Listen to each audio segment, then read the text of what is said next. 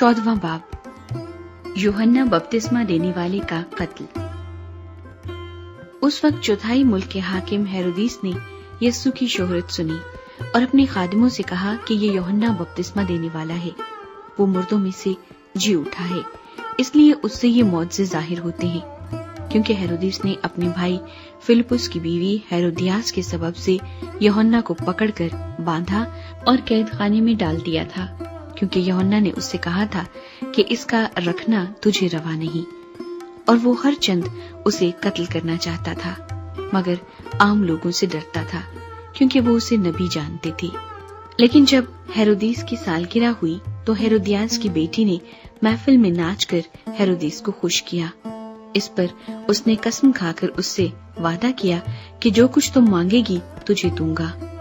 उसने अपनी माँ के सिखाने से कहा, मुझे यूहन्ना बपतिस्मा देने वाले का सर थाल में यहीं मंगवा दे।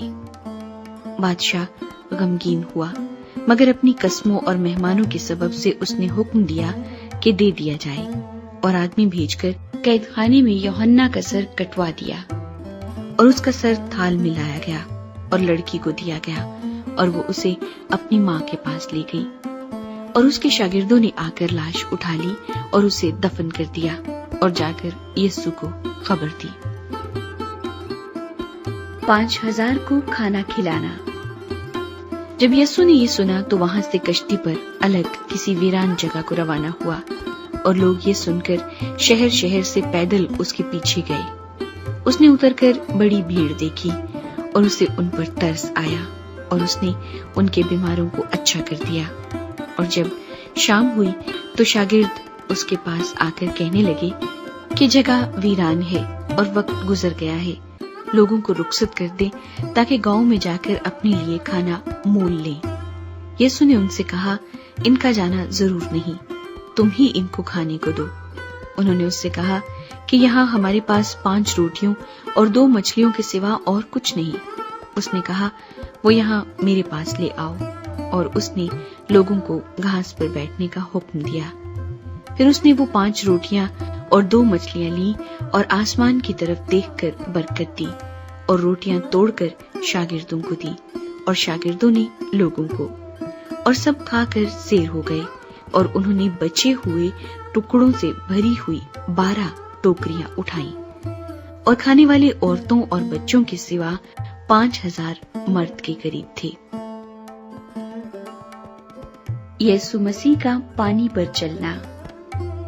और उसने फौरन शागिर्दों को मजबूर किया कि कश्ती में सवार होकर उससे पहले पार चले जाएं, जब तक वो लोगों को रुखसत करे।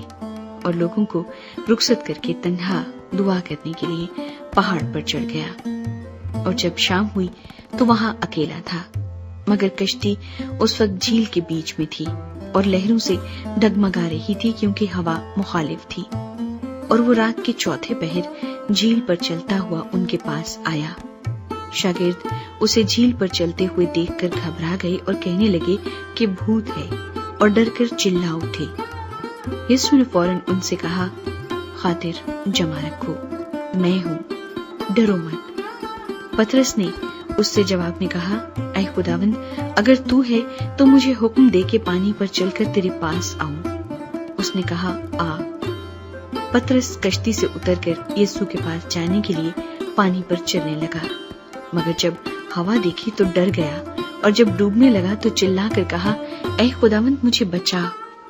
यीशु ने फौरन हाथ बढ़ाकर उसे पकड़ लिया और उससे कहा, ऐ कम एतकाद, तूने क्यों शक किया?